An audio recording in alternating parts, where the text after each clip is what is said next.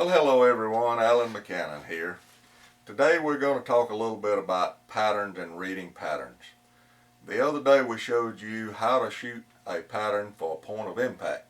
So today we're going to talk a little bit about the patterns that we shot and how to read them and what to look at. Now, we have two patterns here. They are both 7 thousandths choke 20 gauge pattern shot at 18 yards.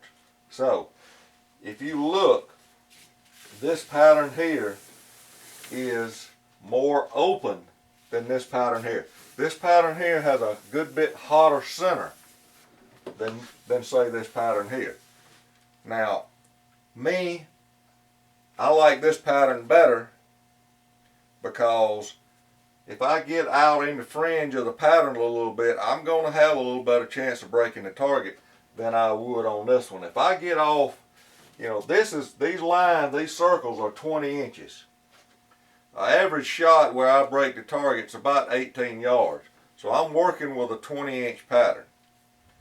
I get out here on this edge, I get out to where I'm about 16 or 18 inches. I might chip it and I might not with this pattern, but this pattern here, I probably would break it.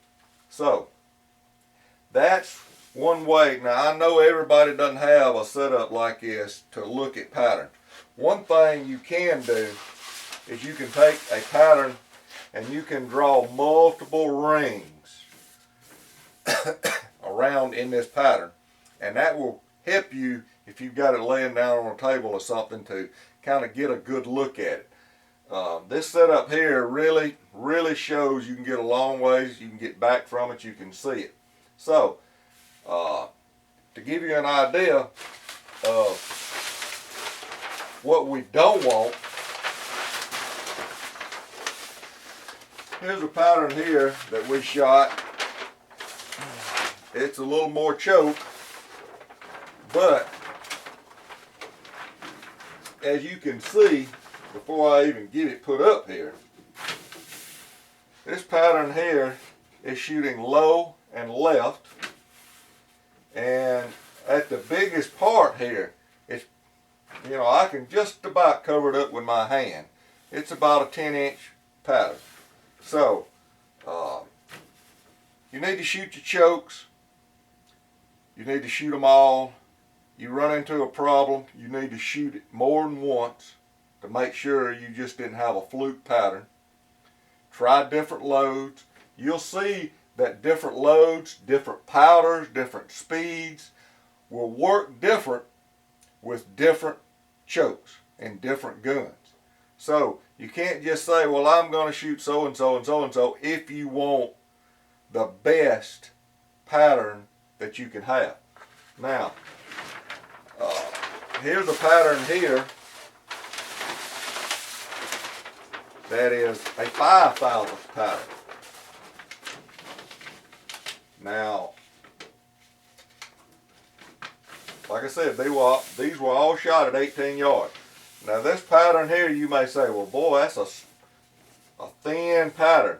But this pattern is more than a 20-inch pattern, and there's nowhere in this pattern that you're going to put a target and not hit it with 2 or 3 pellets.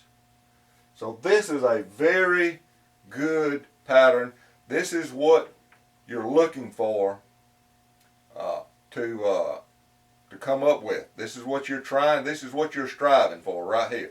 This kind of pattern right here. Oh yeah, this pattern right here, it'll draw smoke and it'll be impressive. But what's more impressive than drawing smoke is breaking them off. So I hope that I've made it understood what you're looking for and what you can do. Like I said, always shoot more than one pattern with that choke, with that gun, to make sure that that pattern is not a fluke. Then, if it is relatively the same every time, every pattern is not going to be identical. You're not going to find identical patterns. They're going to be a little splotchy here or there. But the openness or the tightness of the pattern should remain close to the same every time.